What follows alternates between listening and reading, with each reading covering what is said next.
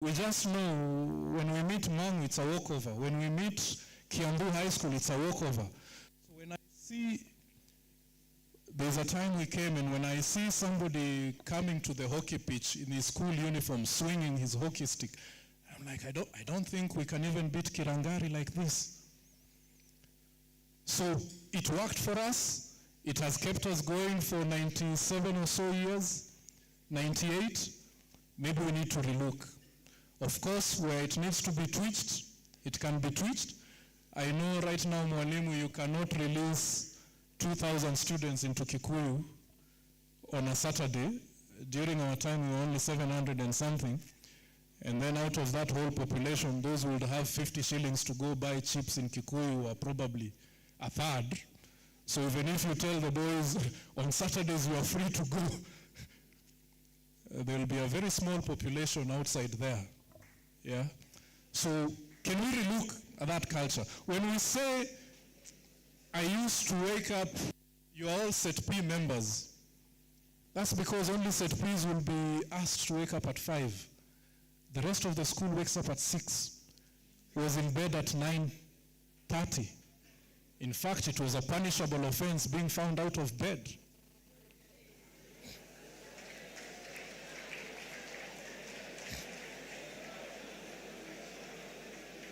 And that is how characters were made. And this is how it was explained to us.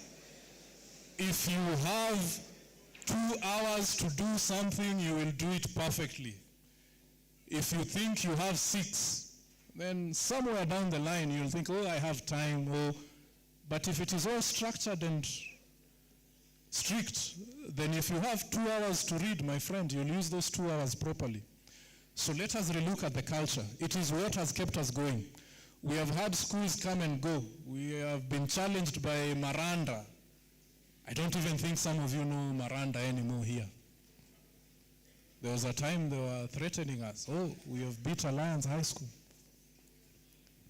I don't know if Starehe will hear this, but Starehe, the culture probably didn't last. When Griffins left,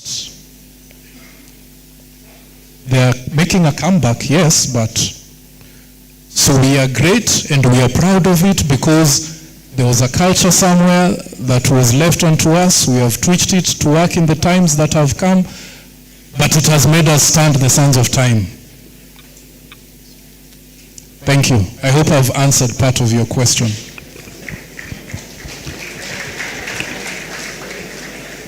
We have a volunteer from the House of Agri, and I wonder if something will come from Wilberforce House after this.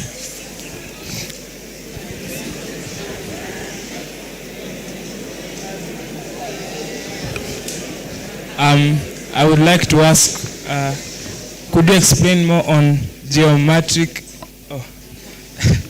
I would like to ask if you could explain more about geometric engineering and what it entails. Thank you. Actually, I think great minds think together, because the paper that has been handed over to me is asking the exact same question in the exact same format. What does geomatics engineering entail? So, you know, if you asked me 20 years ago, I was also just confused. Geomatics engineering stems from, has its roots in survey. Yeah?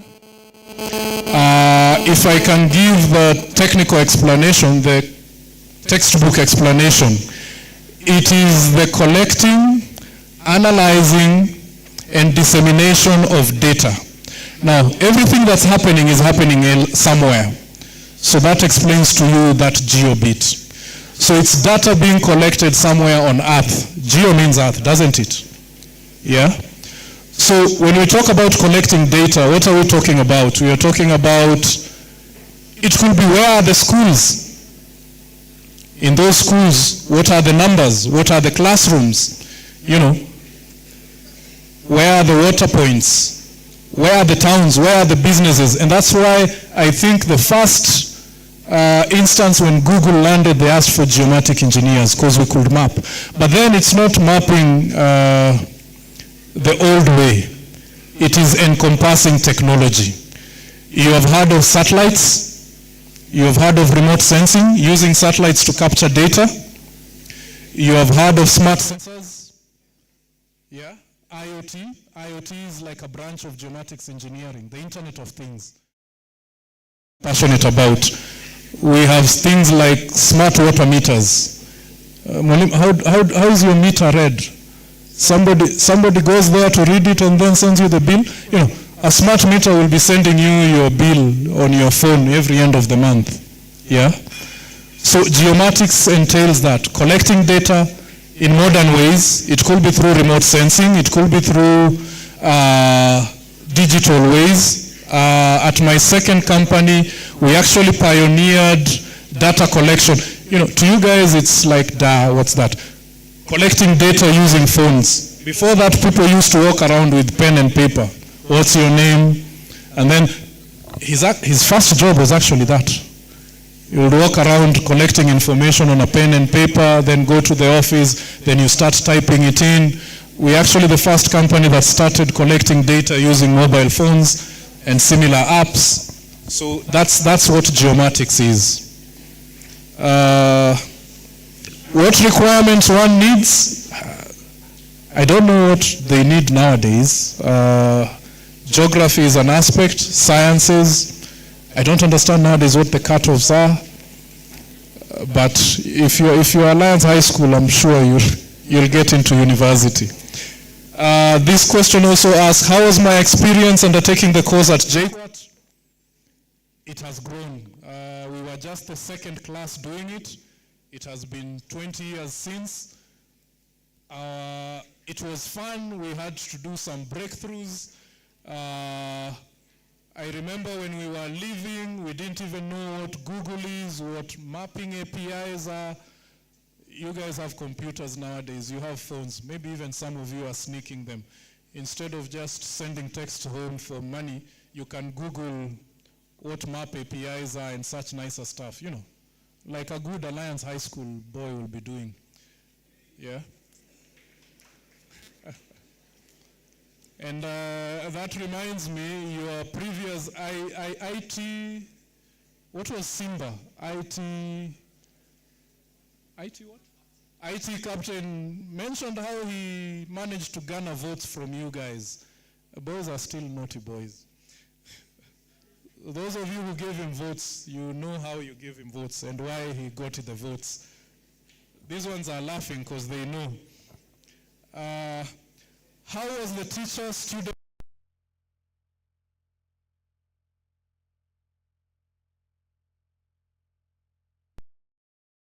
Respect.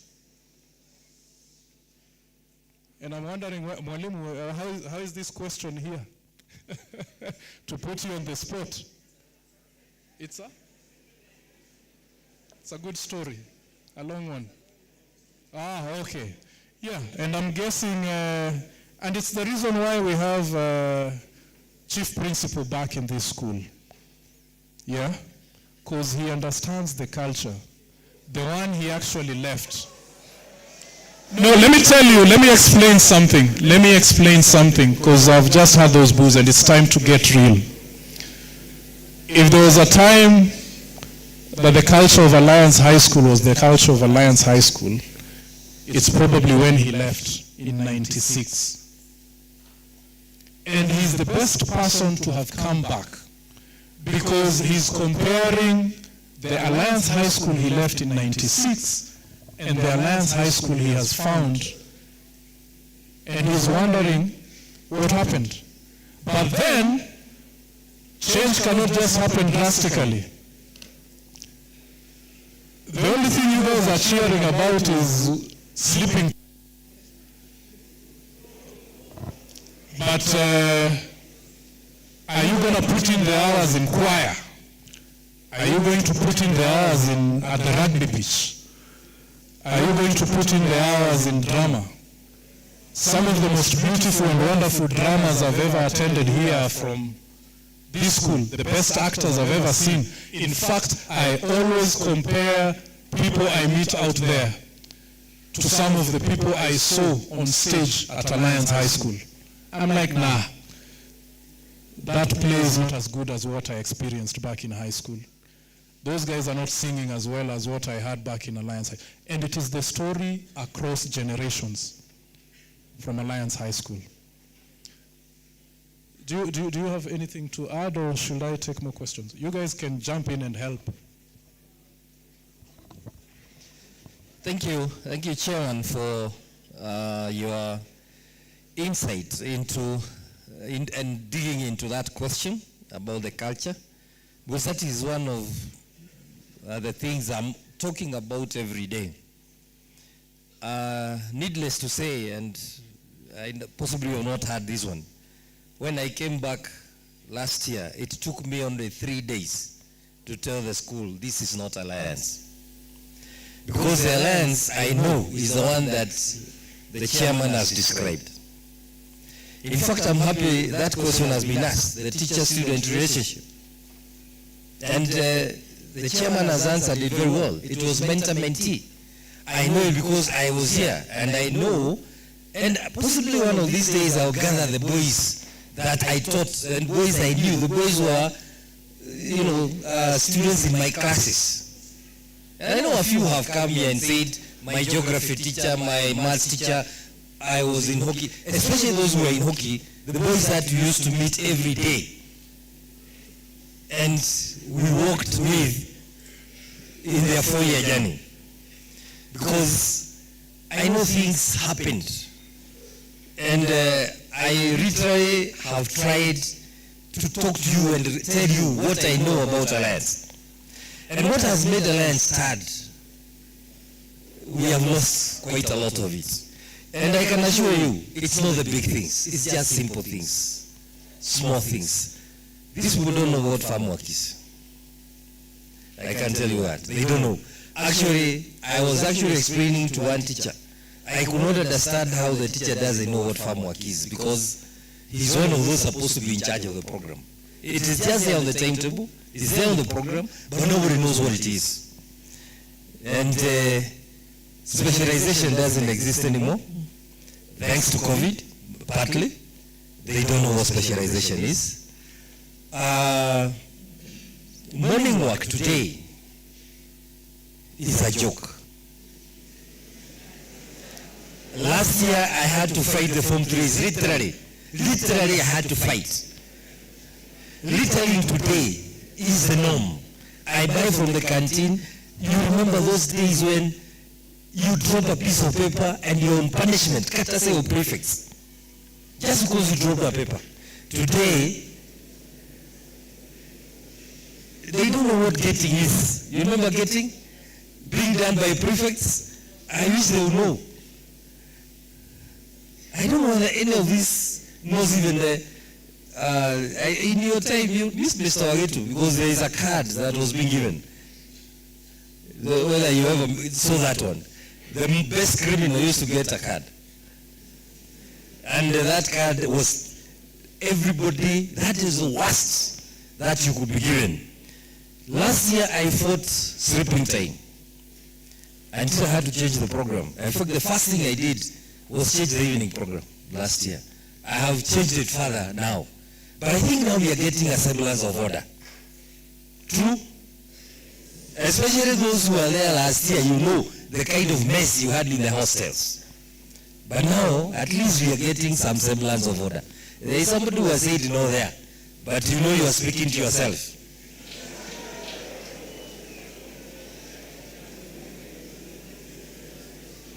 On waking up, I challenged the boys last year, and I'm still repeating, and I said that let's get Alliance back to where it's supposed to be. Because when I came, waking up was optional. But on the program, because I came one morning to inspect morning preps, and going to a class I get 3 boys, yet it's the second part of half term, when people are reading for the end of term exams. There are only 3, there are 2, and the program it says perhaps 5 a.m. So it was just a joke. But then, what happens at 6? Remember, in your time, Ruchiri, 6. It was an offense to be in bed at 6, and no teacher would come. Lights out was not a question. They don't know what a switch is.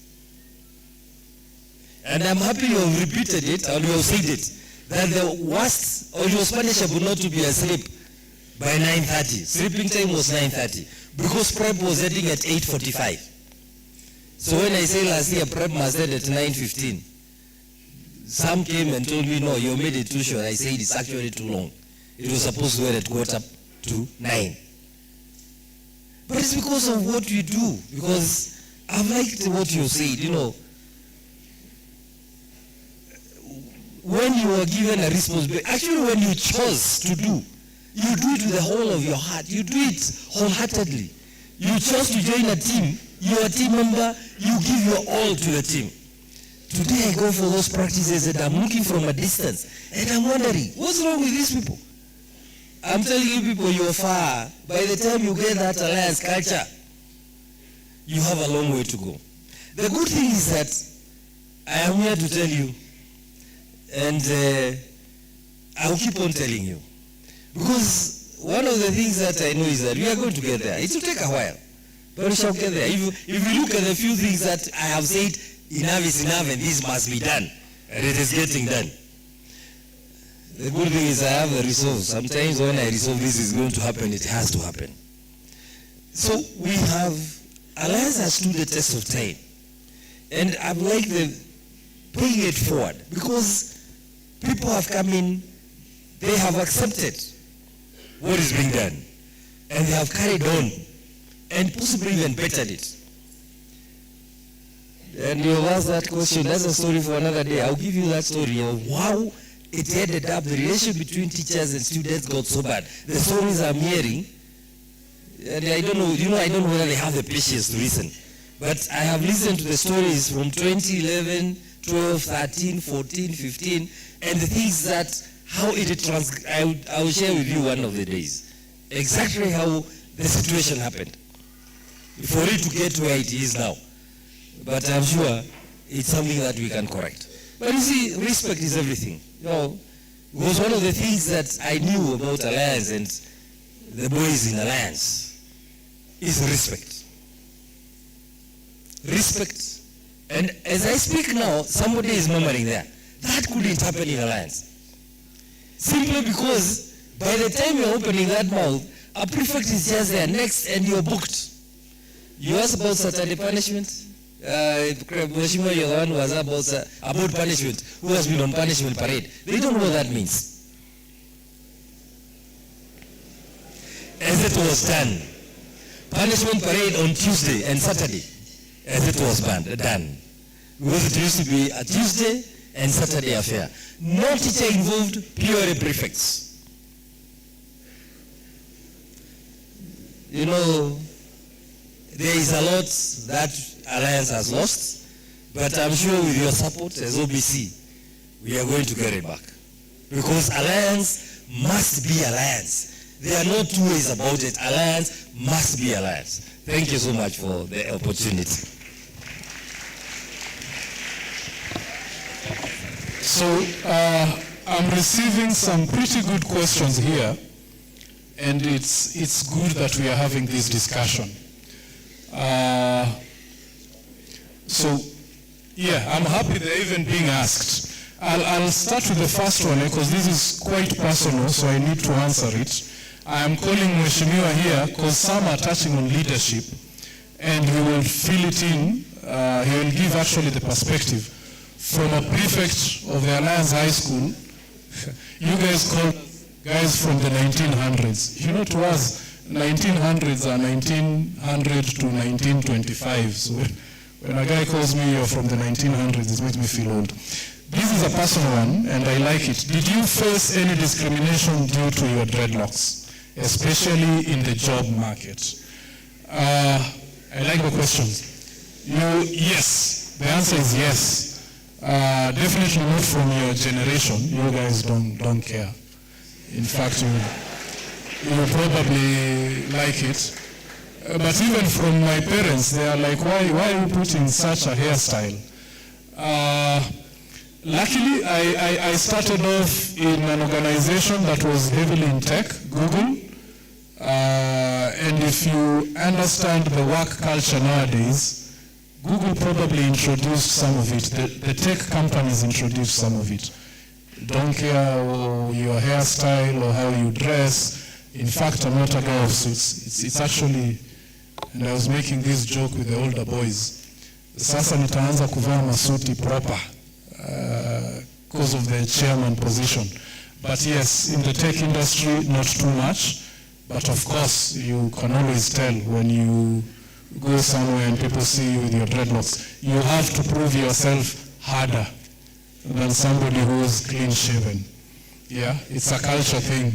But yes, I've faced discrimination. I still have to work harder to prove myself. I speak very good English or very good discussions and prove myself that way. But yeah, I hope I've answered your question. But it shouldn't worry you and the generation going forward. I'm 40 years old. If you came to my office with dreadlocks, I wouldn't judge you. The funny thing is, the first time I kept them, because this is the second lot, I also used to judge guys with dreadlocks. I see you in town and I'm like, hey, wait, are you like me or you are those ones with dreadlocks that I know? So yeah, it's a mind thing. Gotten a very other good question here, and because they're all gearing towards leadership, I'll just say what I knew about the prefecture when I was a student here. I entered into this in 1997. I still remember Kennedy Onyango, Francis House was the school captain. And one of these fine days, because we had a guy, a classmate from Francis, of course it had to happen, your class is mixed. My friend Wendo Abuto comes in and says, the school captain is in my dorm. And we all gathered around him. You mean the school captain is in your dorm? Does that guy ever talk? How is it like? So the guy tells us, I was coming to you from where, I was running around, and poof, I hit into this guy. And we are like, oh, you knocked the school captain. You know, at this point, we don't even care if the prefect will come and book us. We are gathered around the window, listening about the school captain. And what happened? The guy, plays rugby, he stands over there, looks at me and just passed. Let me tell you the image we had of the school captain, if you ask me, because it's an open session. And I'll say this and correct it also. To me, the school captain was next to the principal. And I see the school captain, I'm like, it's the principal, the school captain, the deputy principal, and then that was the image of the school captain in our heads. And please note what the principal has said. The school used to be run by prefects. Now, please take note of where I'm going. And then, the DSC was in charge of confused Form 1s. You see the deputy school captain, you take a corner, because you don't want to meet that guy. Is your tie correctly? Is there any paper around you that shouldn't be? Are you walking on grass? You are alert. Because this guy is in charge of you, purely. Now, even on parade, I hear the school captain used to communicate with his jersey.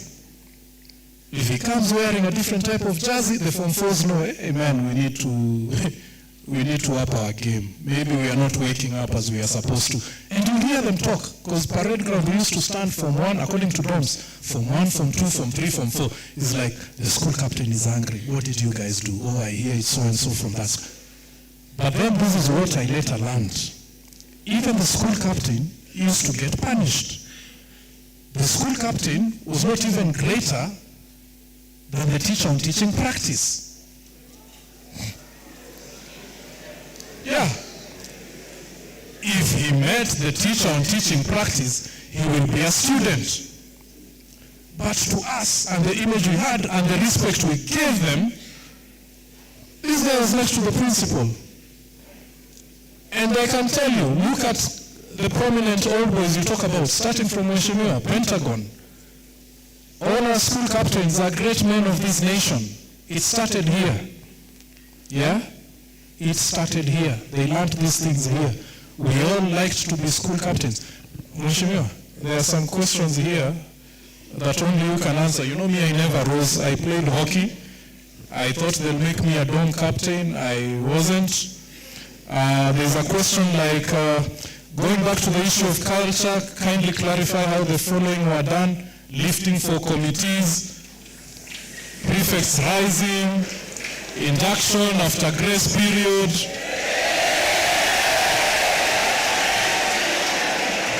And I called you because,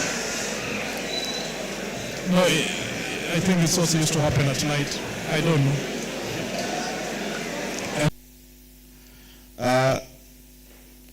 One thing I would like to tell you, as you sit here, I think the school has changed so much to a point we sit here feeling like the world owes us because we've joined Alliance. The reality is so far from that. The world owes you nothing. You actually owe the world. And that's how, as we passed through the school, we knew we owed this nation service. And that service we practiced here.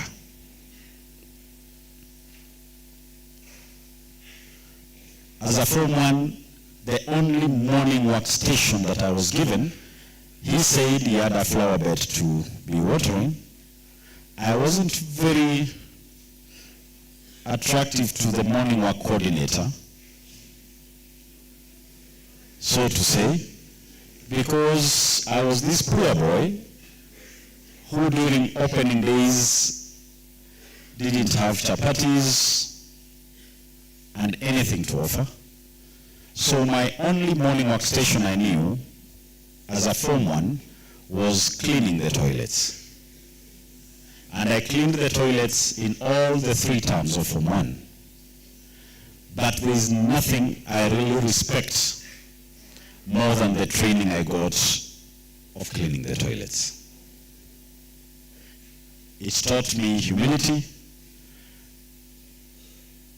taught me the spirit of serving, and taught me to respect the lowest person in society. As a member of parliament in my constituency, I still walk on foot.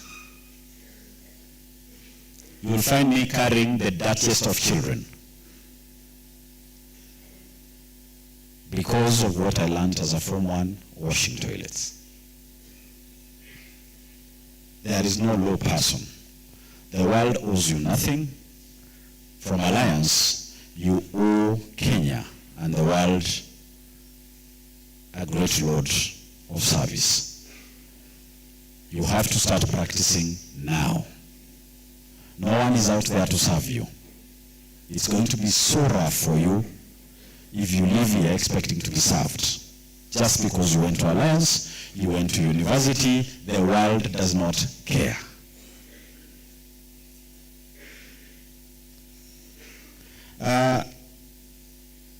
For your information, I didn't do very complex courses like Lushiri.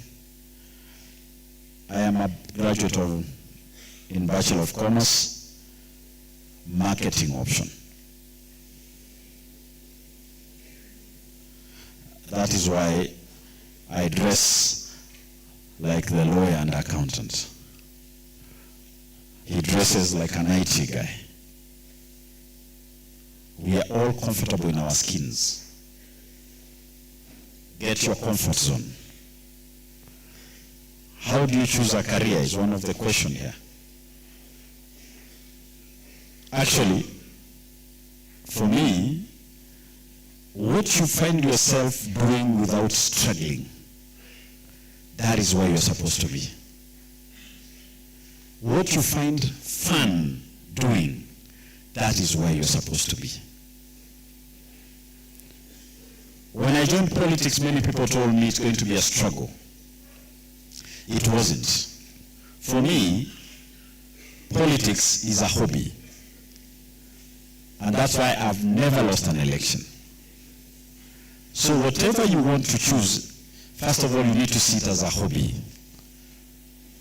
I sit with him sometimes for my constituency when I want something done. Like he was able to map every single transformer. You know the electric transformers? He was able to map for me every single transformer in my constituency. When I turn on my laptop, I know where they are and how many homes are connected to that transformer. When I tell him to do the job, he doesn't look like, wewe, tulisoma na wewe bwana. To him, it's a hobby. And he does it with a lot of ease. So for you to choose the career path, first of all, ensure it's fun for you.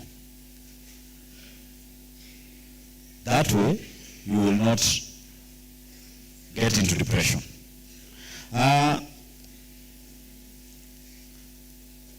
Now, lifting for committees. If you don't have farm work, I'm not very sure what these committees are for. Or is just in a committee to say you're in a committee? Because for us, the biggest responsibility, if I remember, for committees was farm work, morning work, the inter-house competitions. Clearly we look like we live in class from 5 a.m. to 11 p.m. So I'm not sure when you have time for these committees. So until we reinstate these activities, we can as well ban the committees. We don't need to lift for them.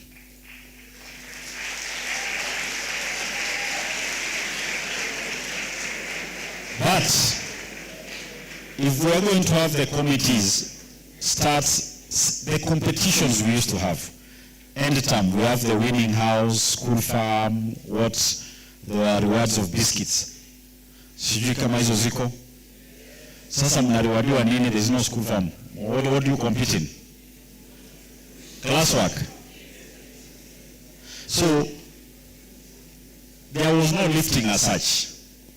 I think from the time you are given your morning work area, be it the toilet, cleaning, flower beds, normally the people who used to win in terms of delivery on those areas they were given used to find themselves in those committees, which I think were Form 2.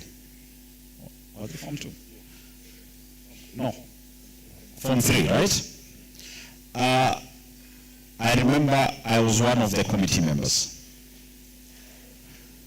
So we didn't used to lift per se, but we were judged on the level of commitment of the areas of work we had been given and how best you performed in that. That is how you lift. You lift by showing, not campaigning. Prefect rising, again, this used to come again on the same format. You were in a committee, how best did you perform in that committee?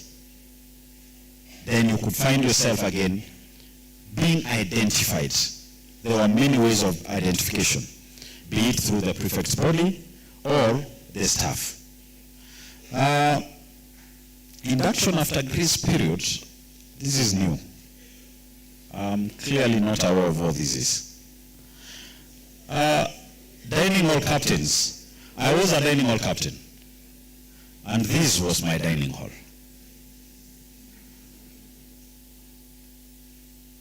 It's different now. You don't have tables, you queue to get served, so I don't even know what to say. For us, we had tables, we had table leaders, so the dining hall captain used to select the table leaders from each dormitory. Those were Form 2s. The Form 1s were cleaning the tables. That was organized by the table leaders. So there was a hierarchy of command. And that's how the dining hall was very organized. I was the one who introduced coffee and removed strong tea. Yeah, you know, you left tea. Sisi tulileta coffee bwana. I did away with white porridge. I brought brown porridge. Yeah, wimbi sijui mko wapi siku hizi. So technically it was the most challenging position to hold. More challenging than the school captain, more challenging than the deputy school captain. There is nothing as tough as managing hungry young men. But we were up to the task. How were speeches by deputy school captain and vice chairman? Vice chairman is new to us. We didn't have it. We had deputy school captains. The deputy school captain rarely spoke, and when they spoke, from once, you are going to have a rough day.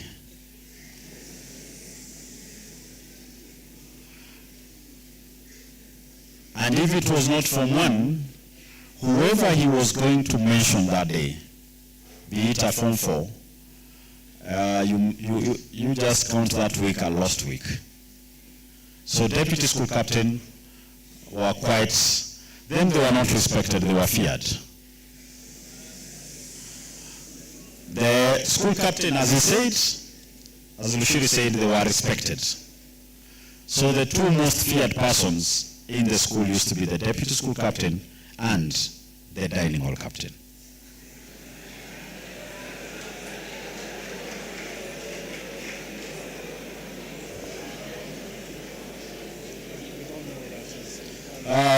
Was there induction, rising of shadow committee and other bush cultures? As I've said, some of these things are new to us. We may need to come here more often so that we induct ourselves to the new culture. I think in our times we were quite measured. The chief principal, I think a few things, some control was lost after we left, I think, and some of the things we had were quite shocking to us. For us, we knew the limits. At the end of the day, we still knew we were students here. And we knew we had teachers whom we had to respect, even as prefects. So we knew the boundaries. Even when punishing a student, I knew my limits. I was not going to go overboard. I knew that at this level now, I have to hand it over to the school administration. So there are cases that we could take to the deputy principal so that he now takes it charge from there. Our relationship with the teaching fraternity was quite cordial, respectful. The teachers knew they needed us to ensure there is order, and we knew we needed the teachers for guidance. So there was that mutual relationship. So it reached a point where I hear the prefecture actually thought they owned the school, and the students became subjects and they forgot that themselves were students. So there was a gap there, and if that could be managed, I think the prefect powers were well known. That was lost, and we hope if that could be brought back with clear limitations, whereas the prefecture ensures the school moves smoothly in a timely manner, and such cultures that we say lights out, morning, things like morning work, that is not a punishment. It is a training for service. I sometimes still clean my car. I am a member of parliament, but I still clean my car. I've trained my children. Every time they're on long holiday, I'm a poultry farmer back in the village. My children know that every time they close school, the eldest is 13, the youngest child just turned 9 yesterday. They are in the village, and that's how they earn their pocket money. How many trays of eggs you collect is accumulated at the end of your holiday, my finance manager pays you.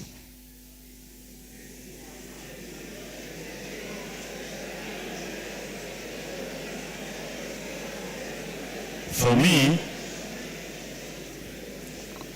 the last holiday,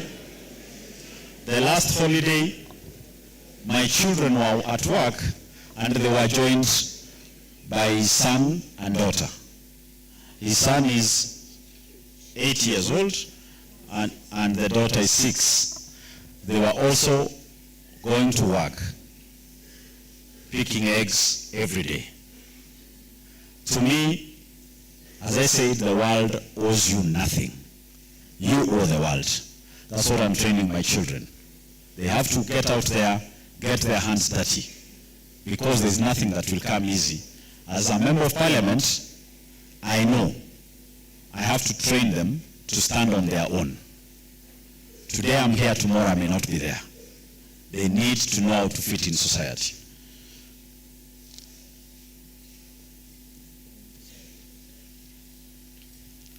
What about culture like saying the grace? I think with the new dining hall setting, I'm not sure how saying the grace will work. Because how it was is that the doors used to be open after the tables have been set. Everyone takes, each table was a dormitory. Like I remember I was dormitory 8, Agre, I used to sit somewhere there. Before, of course, I got promoted to the SPT, which I never sat because I was operating from behind the counter. Yeah, there was a senior prefect's table somewhere here. So after we take our seats, we could have one or two teachers, mostly those on duty. Announcements could be made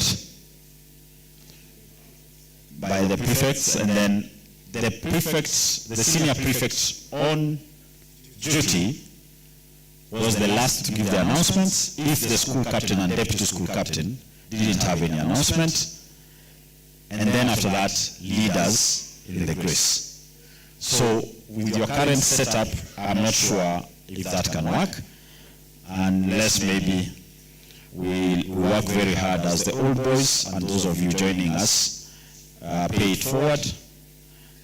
We improve the size of the dining hall, get the tables back, maybe the grace can be reintroduced. What is that? Grace period.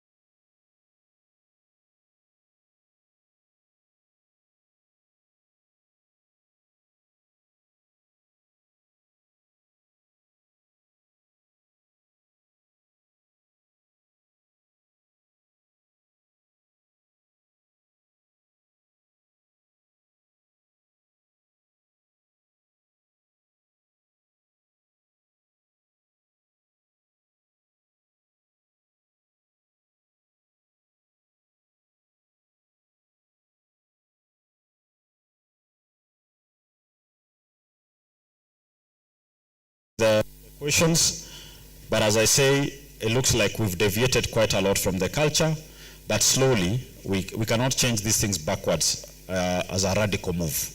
It's a step by step, but I finish by still saying, having gone through Alliance, please know one thing. We owe the world out there. We owe it service. The world owes us nothing. As you sit here, nobody owes you anything. So don't live here expecting that because you went to Alliance, everyone out there will bow for you. No one will bow for you.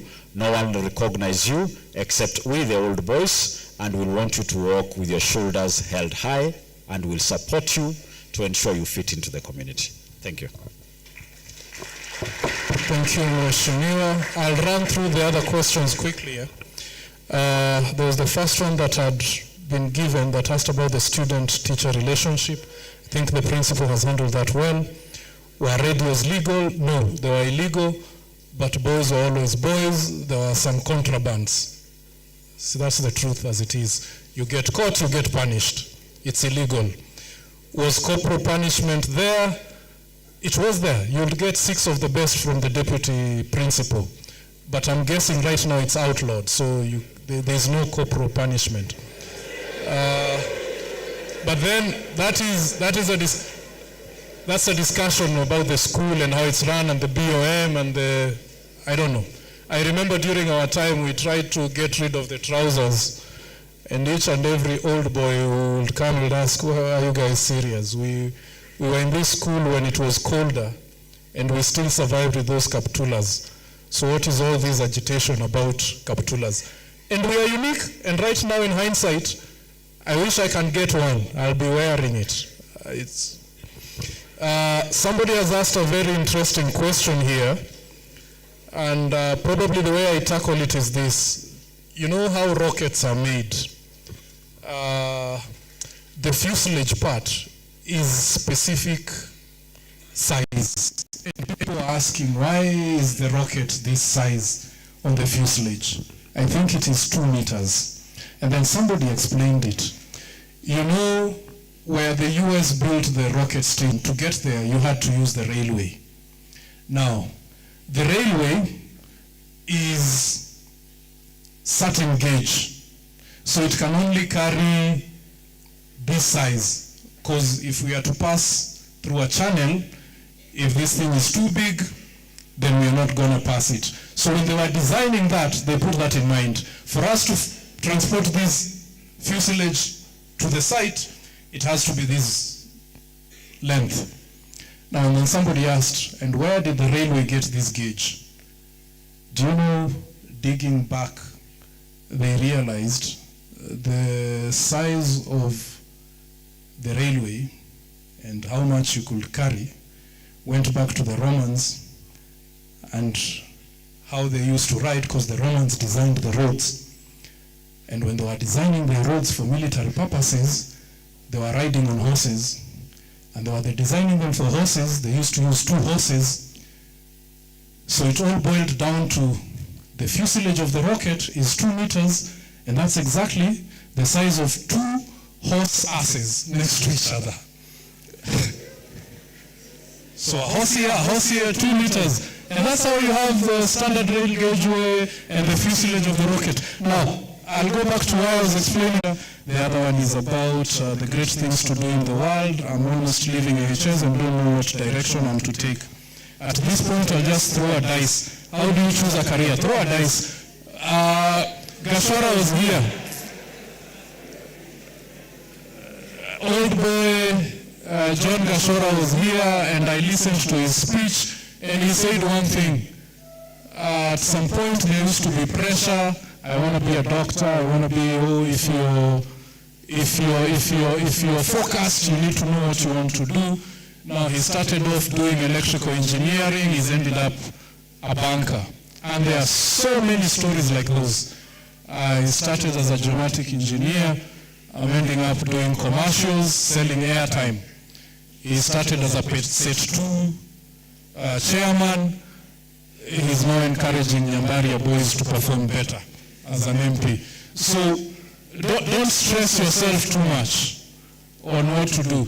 When I joined this school, there was no geomatic engineering, there was no mechatronics. And a year after we leave, these things are there, and we found ourselves there. So please don't feel you're out of place or you are not focused or anything. You could even throw that dice. What I tell people nowadays is, wherever you are, whatever you are doing at that point, please make sure you are doing it very well. And you're working hard at it. Like right now, Form 4s, your next lives and how your path in life going forward is going to be determined by how you do your exams.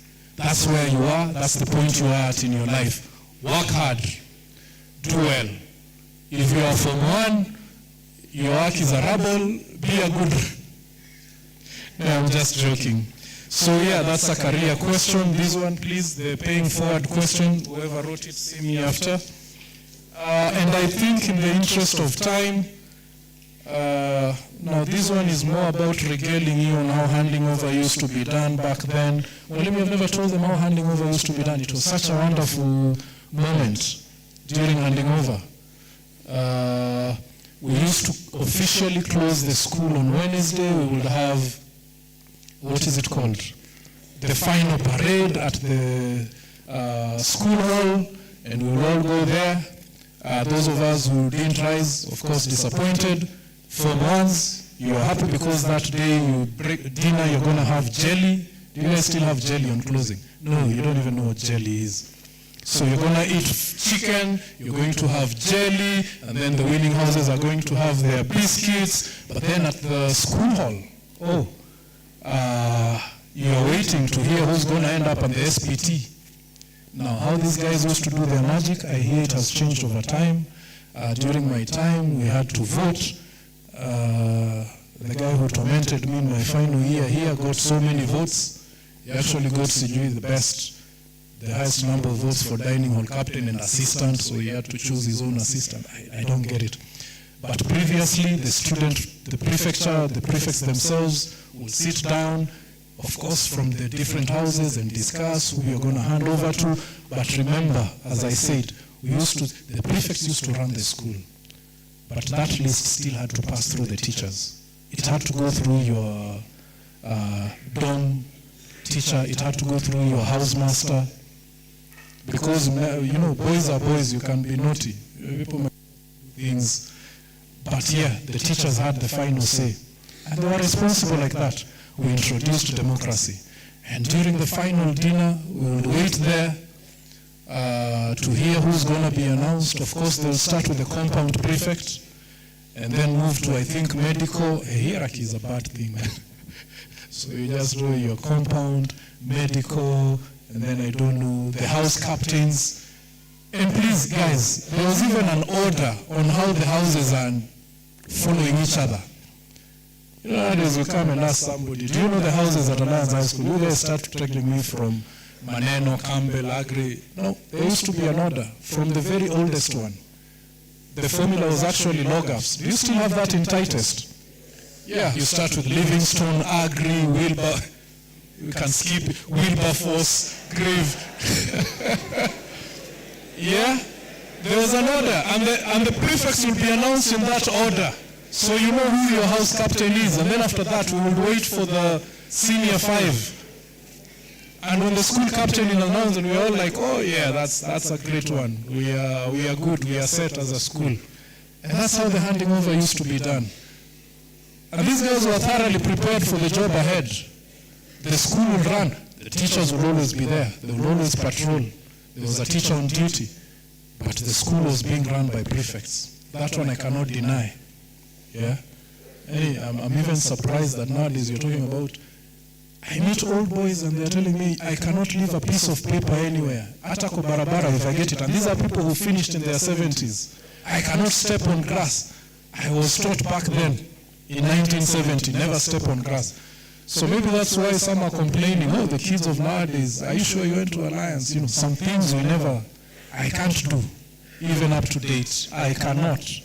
Yeah? So, yeah, I hope I've answered the question on handing over. There are papers over there, but I don't think we have the time. We do not have the time. Maybe what we can do is organize for another sessions. The JOBC can tell us, were those guys entertaining? Were they educating? Were they bridging the gap? Do we need another session sometime? And then we'll continue from there. But at this point, all you guys will be running to bed after this. It's 20 minutes to 10. Only Form 4s will probably be good. Even for Form 4s, it's already past. They are reading. Let's not go back into that topic. So yeah, I hope we have handled most of the questions. If you feel there are questions we have not answered, JOBC, you could organize another session. Form 4s, we are sorry, you probably won't be here.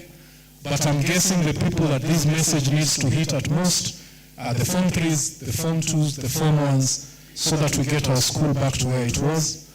In terms of culture, one thing I'll say living here, if there's anybody at this time and hour who gets it and is working towards getting us there, is the principal, the chief principal right now. You are guaranteed to have your opinion. You can say no. With this generation, I realize, yes, you have to get that. Your opinion needs to be heard. But also from us who came before, we are telling you, we know what it was before. And we know the principal knows how to get us there. Thank you very much. God bless you.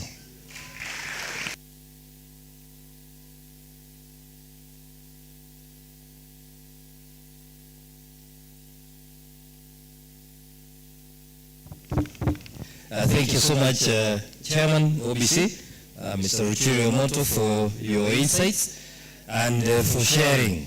I'm actually glad that this has come out that way, because some of the things that you're saying, I've been saying, and they think I'm creating. I had him over. You had, actually it was, announcements were done, prefects will be nominated like the same day we are closing. That's when we would have our staff meeting. We would agree on the prefects. We will go for the closing assembly. They will be nominated, or they will be announced. And on announcement, we come here for dinner, and it is done. There was no other ceremonies.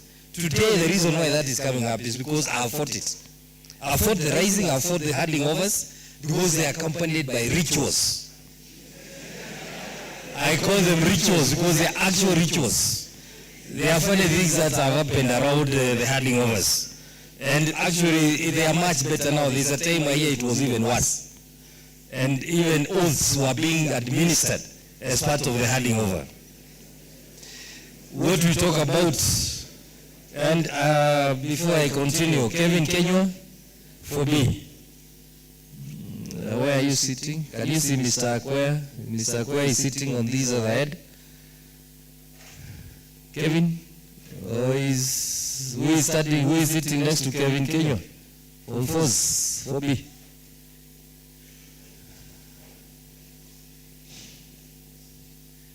So Mr. Akwea is walking there, kindly. Houses, the houses. Yet prep was quarter. In fact, I tell people, for some reason, prep was 10 minutes to 7. I always used to wonder, why 7:50? 6:50. Prep was 6:50 to 8:45. And within that moment, and me being a teacher on duty, I would always be on duty once in a while. I'll be here, the prep settles, I'll go to my house, I'll be back at 8:45. Because nobody would even be moving around. And I think the chairman has put it very well.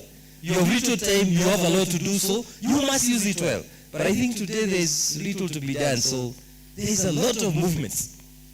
But at least we have tamed that, at least. One of the reasons I say the first thing I did was to reduce the rank of prep. It was heading 9, again it was a mash, juniors 9, seniors 9:30. So I brought in 9:15, everybody. And if you want to read, extend. We created the opportunity, you can extend. We have created places where you can do your reading from. If you want to do discussions, we opened it up. You can do discussions from here in the night. And it's working very well for those who are coming. But there has been a lot of bush culture. It is done in broad, in the presence of everyone. It's not a ritual. Because the rituals were happening everywhere. And when the teachers came and said no, they ran all over.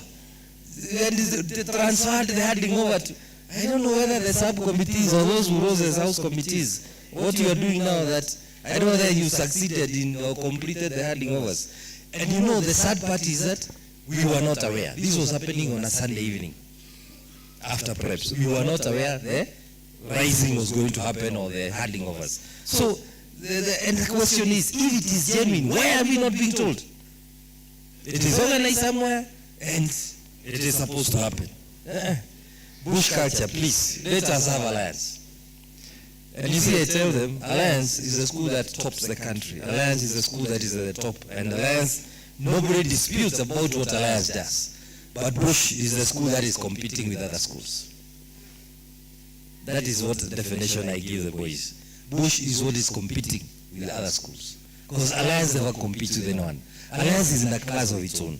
And you see, class, just like wealth, does not proclaim itself. Wealth never speaks, it is observed. You don't need to go announce, and that is why people ask me, why don't our jerseys have, our sweaters have a logo, our shirts? I say, no, we are Alliance. Alliance, we don't go announcing ourselves. You notice us, because we are Alliance. I think I came here at the wrong time, when the school was smooth and running with perfection. So when I see the things I see, I get amazed. How? This is Alliance, honestly. And you see, I have said this again to the students, that I picked so much in this school that I've gone to other schools where I've introduced just parts of what I picked here. And the schools have gone up. And so many people think I'm a super worker because of the change that happens in those schools. And I just pick a few things from here. I go introduce and things start happening. So there's good culture of Alliance, but we are changing it to something that makes us happy. The rising, the handing overs are just a momentary object of happiness that involves a little bit of bringing down. Bush brings down. Bush culture is about, and I was explaining to the students last year, the way I understand it, it's about pulling somebody down, belittling somebody is at the essence of it all. And you have done very well, Mheshimiwa, when you talked about the prefects and how they were exercising their powers. Actually, it was very unnecessary for me even to bother punish a student. Very unnecessary. I never used to. Because we just give them to the prefects. Any student who is doing the wrong thing, just tell a prefect, Kuja, book this one. I don't even need to say what he has done. The minute a teacher says, book this one, that's enough. You don't even need to explain. It is booked by the prefect. And the prefect then decides how many hours. They don't even know what it means. At the end of the time, every house had its own hours. The house with the least hours would always get an award for discipline accumulated over the entire term. So there is a lot that we have lost, but it is possible to gain it. The reason why I say it's possible to gain it is because we have top brains here. We have people who can think and they can see whether what they are being told is making sense or not. But just doing things for the sake of it just because it was done. And then you insist that's the culture. But which I always ask, whose culture? Alliance High School or Bush? Because to me those are two different schools. They are not one.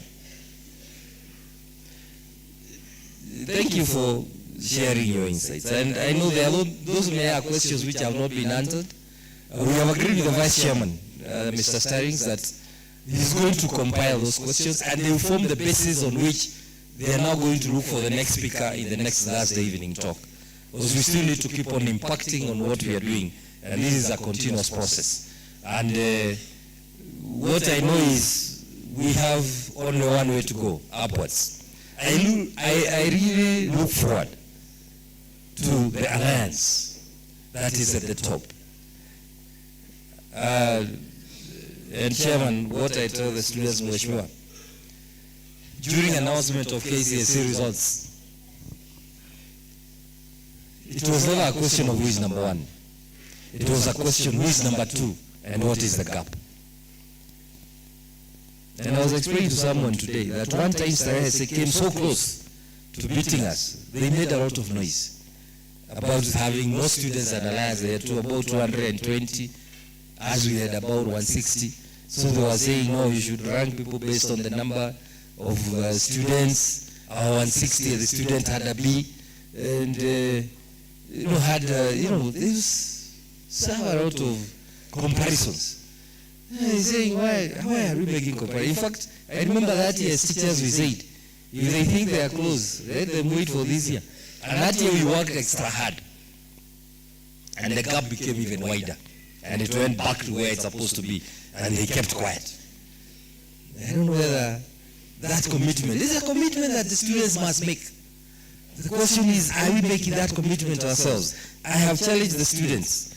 As we wait for the centenary, and these are my closing remarks, as we wait for the centenary, this will be a very special moment for the country, and I like what you said, the alliance is Kenya. Kenya will not be where it is were it not for alliance. That's a fact. Question is, what are you doing about being there at the top? And we celebrate 100 years.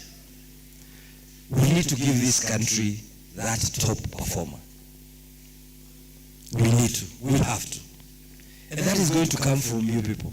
Form 4s, it's your turn. You have just a few weeks to the exam. Precisely 2 weeks for those who are taking Group 4-5.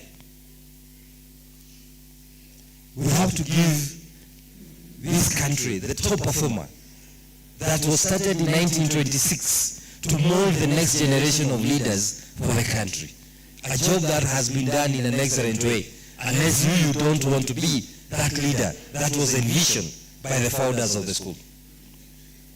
Form 3s, it will be your turn next. What are you doing about it? Form 2s, we have had this discussion before. You are next in line. And it is your results we shall be celebrating in 2026. If you are the top, of course we make our celebrations much more resounding. If you are not there, we shall still celebrate 100 years. But on a sour note, because we have not lived to the expectations of the founders. This is a discussion we have had. Question is, are you turning that into a challenge for yourself? Because it is you who is going to give us those results. Us, our job is to guide, and we shall continue guiding. It is your job to prepare for that examination.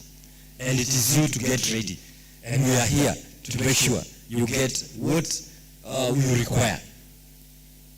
And I wish you the very best as you continue. I'm not passing a vote of thanks, but I do appreciate our presenters today. May I hand over the session back to our patron, our host today, Madam Lydian Okuru, for the rest of the program. Karibu sana, Madam.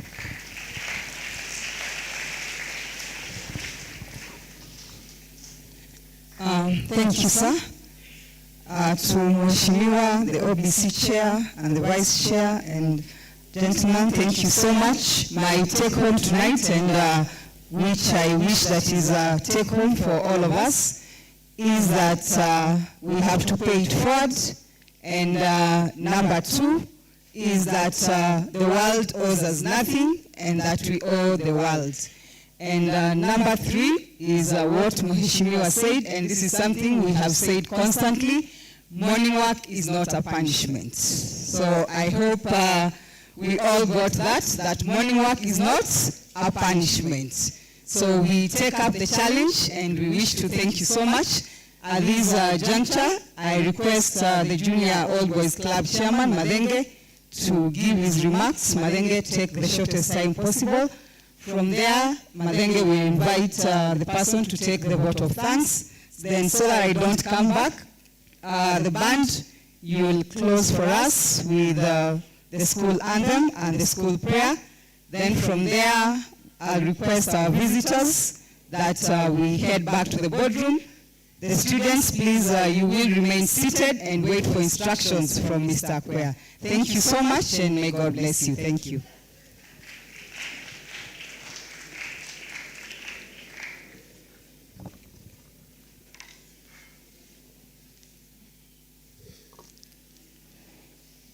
I'll keep this short, clear, and concise to sort of shift the mood.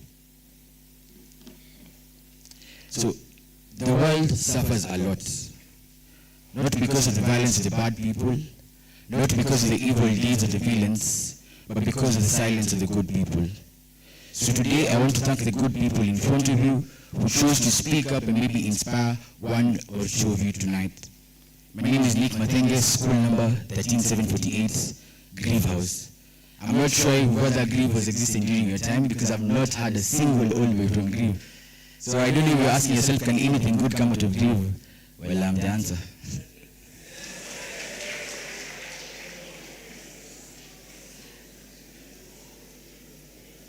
As I said, I'll keep this short, so please wake your neighbor up. I am deeply saddened by the fact that this may be the last time I get to stand before a sea of brilliant minds.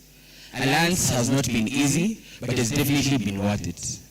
I've enjoyed the good, the bad, and the ugly. That life throws in this very institution. Many do not believe the transformation I've undergone ever since I stepped into this prestigious school. In fact, my classmates make fun of me every time someone brings that topic up. I was still probably half the height I am now, and still had dreams of getting a beard. So a few years have passed by, and at least I've grown a few of inches taller, but the hapo kwa kumea ndevu hitilafu iko kidogo. But it seems that not all dreams are valid.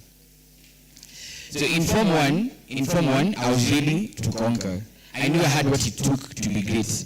I thought I was unique. Well, I was not wrong. I was unique, but just as everyone else. I remember being humble and intimidated in my first day in school. And I remember saying to myself that Alliance was not as rosy as I thought.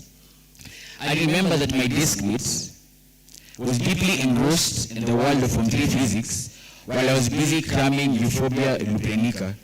I know many of you don't know what that is, but that's the name of the tree in front of the science block. Since it was a possible question in the tightest, my guardian had given me enough stories on the importance of the test and what will happen to those who failed it. One of his friends had failed to draw a bucket of darkness and sing the national anthem in his vernacular language by the deputy school captain. I surely did not want to undergo this. And I was still trying to understand how the word Githeri had shapeshifted into Maro. But I was explained to by the OBC chair who told me that it came from the word Maram, to Maram, then there was an Hydra's Maram, there's Hydra's Maram, that's what they explained actually to me. And the word Maro started actually in 1930. So it's something that I was really struggling to grasp in 2020, it started in 1930. So undeterred, you can remember my deskmate was reading Form 3 physics. I turned to the person behind me, a very popular fellow, Ian Buluma. And alas, he did the atomic structure and the periodic table in Form 2. Mind you, I'd only discovered chemistry as a subject some hours back. We were still used to the science. In fact, I remember Buluma telling me he haiwezi testiwa, and what was the first day of school. Imagine the guy had covered the whole KMF and it was the first day of school. Anyone who's in my class knows that I'm not lying. Buluma had covered all the syllabus till Form 3. I felt intimidated to say the least, so I decided to walk outside towards the washrooms in the Form 1 block. I then met a very famous fellow. I met Isaac Gamaliel.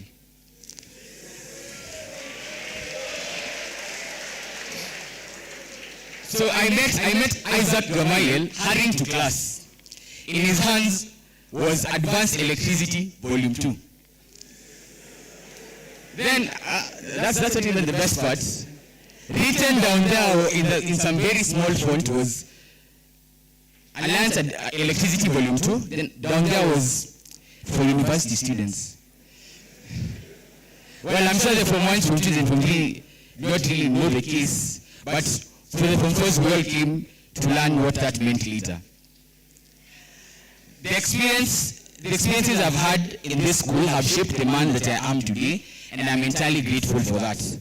Alliance has taught me that for an individual to survive, they must read and read and read. And when they are tired, they read again.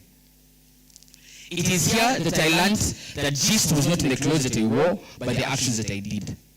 It is here that 97 years ago in this very place, a group of men gathered and launched a school for the African child.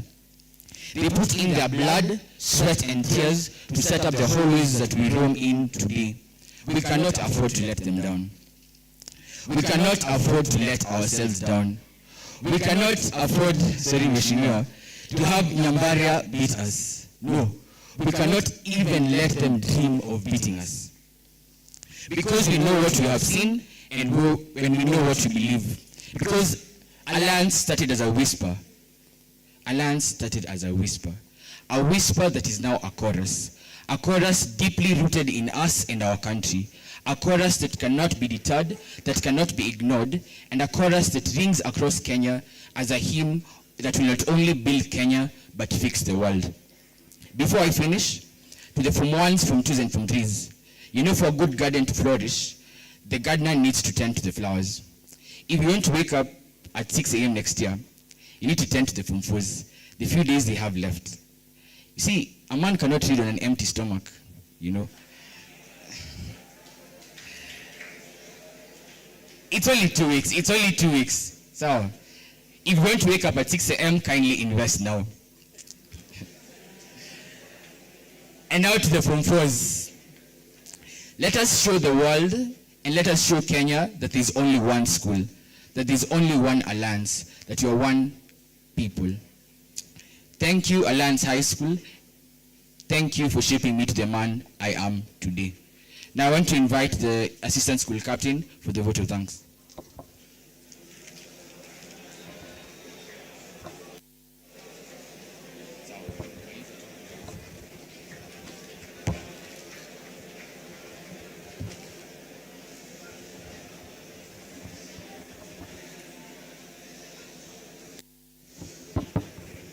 The wisdom of Peter Griffin is that if you want to survive a tiger attack, you don't necessarily need to run the fastest. You only need to run faster than the last person.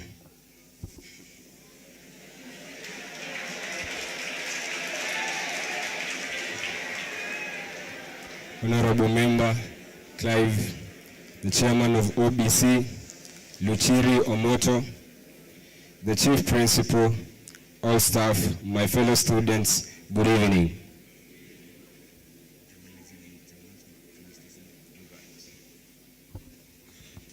My name is John Kamau, and I am of the mighty Wangai House.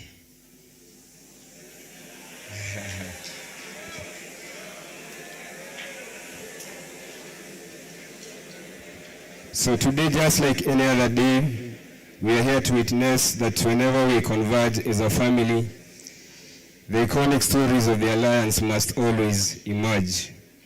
The name Alliance High School has not only been immortalized in the country, but also glorified. We became the litmus of greatness. We became the difference in the country. Any high school discussion without Alliance High School is not considered a high school discussion, but rather a secondary school argument featuring the desert and its patches that never changes.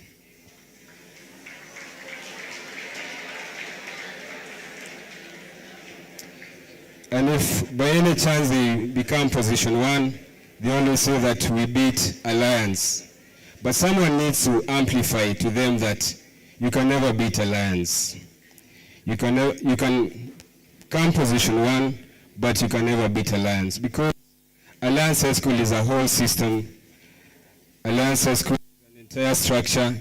It's an atmosphere of fear and greatness. The name Alliance High School has become a currency in the country because of the previous generation from all angles of the country and from all walks of life who embraced the challenge. Those who came out of their comfort zone and dared to believe in themselves. And at this point in time, allow me to interrupt Mr. Clive. Now, the last time he came here, he addressed us in the chapel, and I keenly listened to his story, how he is a common person to the leader we know. It was more of an accident when the lights went off, and normally they would have the debate. And somehow, as he was struggling to raise his hand to raise a motion, the moderator noticed the man we know today, the Member of Parliament, and by God's grace, a future president.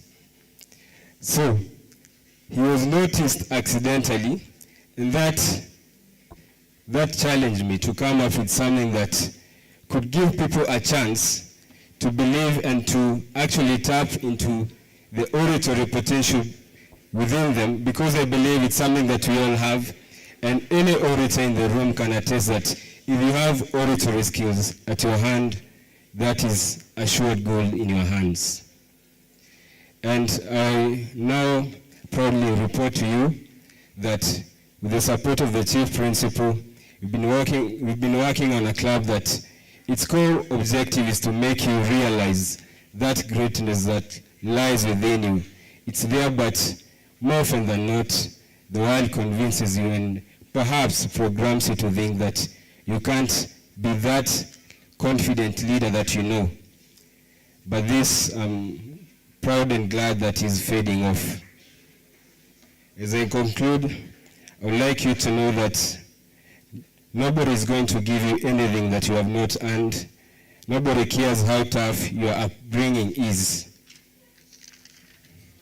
And moreover, you have to remember that whatever you are going through, it pales in comparison to what the previous generations had to endure. But if they overcame them, you too, if you fight as hard as they did, you'll also overcome them. The OBC chair, your words will not only echo in our minds, but I believe that they are infinitely inscribed in our hearts. On behalf of every star in the room, allow me to thank you very much. Thank you very much, everybody.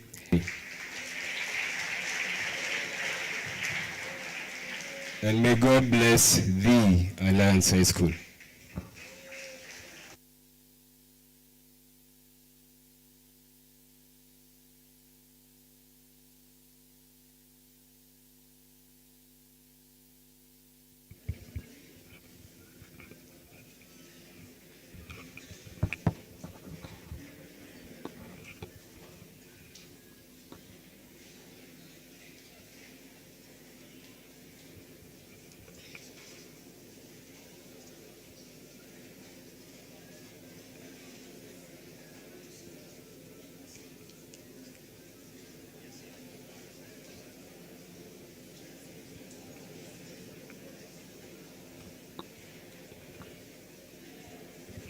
Thank you so much, Kamau, Nick.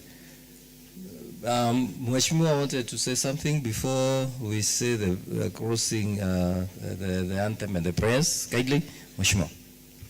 Thank you, and we really appreciate the time you've given us and listening to us. From for us, we wish you the very best. And the other classes, we also wish you the very best in your end-of-year exams. Don't let us down. And in that spirit, the Chief Principal has told me how many kilos of meat you have in a meal. I can hear the silence now. I wish we were listening like that throughout the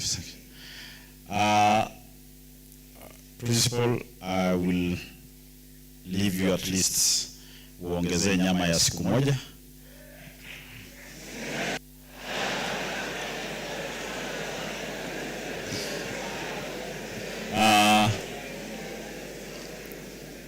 So maybe on the last day, now that hakuna jeli, hakuna nini, ile nyama ulikuwa ununue, nataka niongeze so that day they can have double. So